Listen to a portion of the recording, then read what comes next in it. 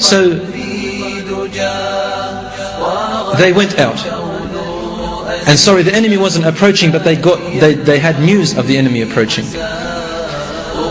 And so the time of lunch came, and the soldiers wanted to eat. And he sent out this young man, his name was Muhammad, to go out and prepare the meal. And then when about 1 or 2 hours passed, no food had arrived.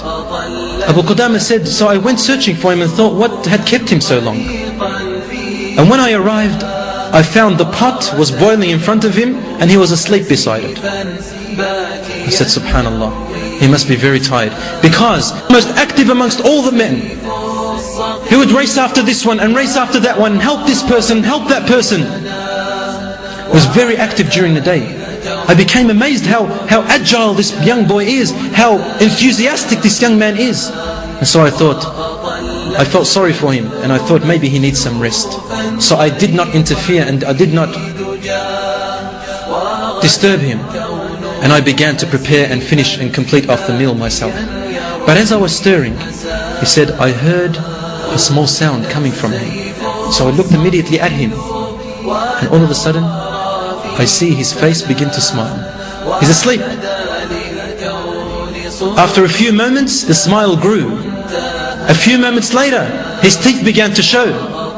And then even a few moments later, he began to laugh in laughter and giggle.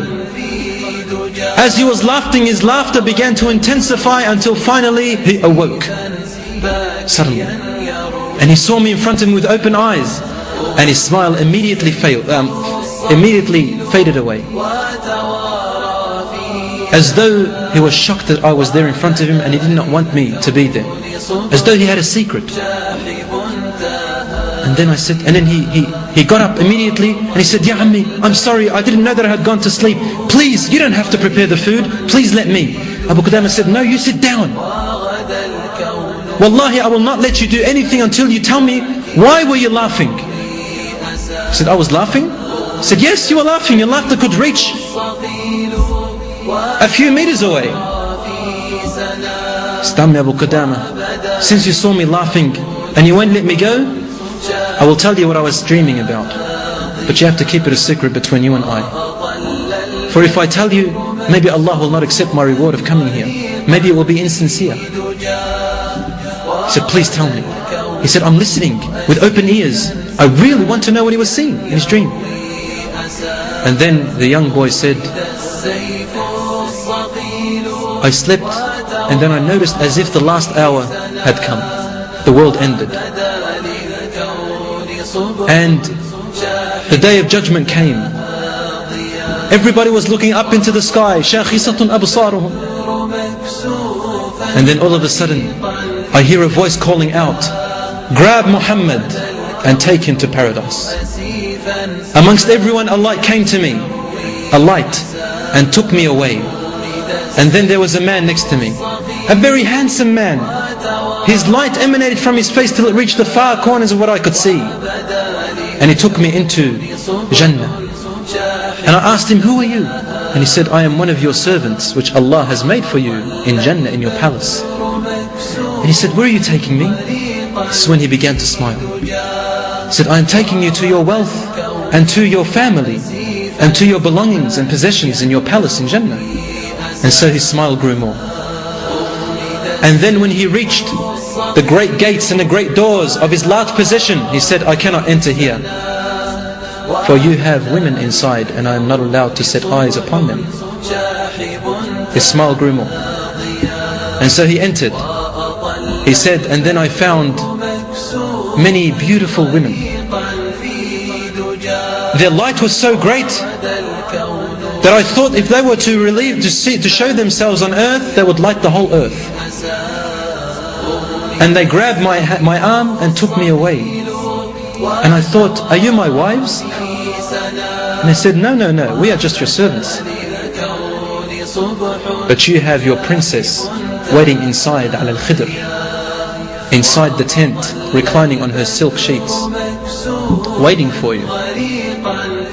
And so I entered, and all of a sudden I see a woman which almost made my heart escape, made my soul escape from my body.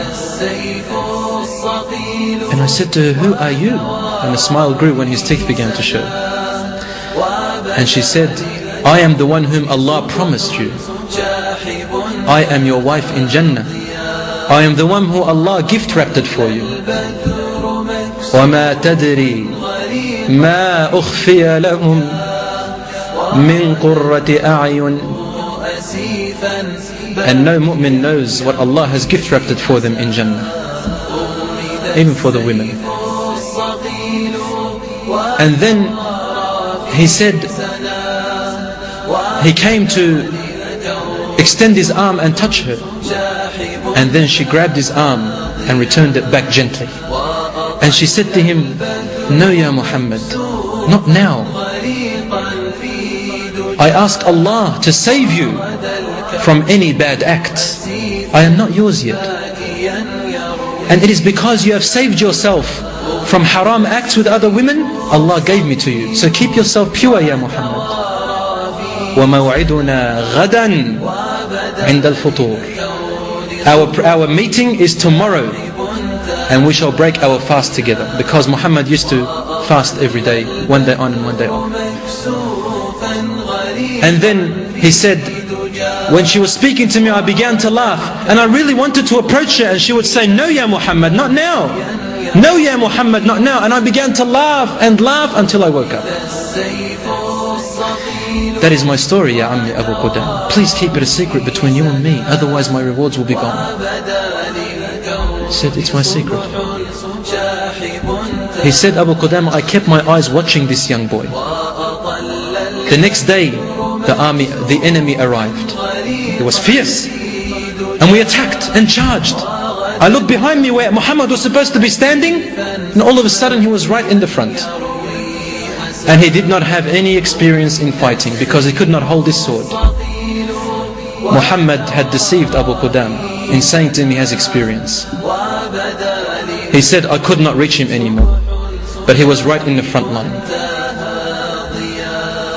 And he would call out the message of his mother, Ya ibni, idha laqitahum fala tuwallihim duburak. If you meet them, then do not run away and show them your back.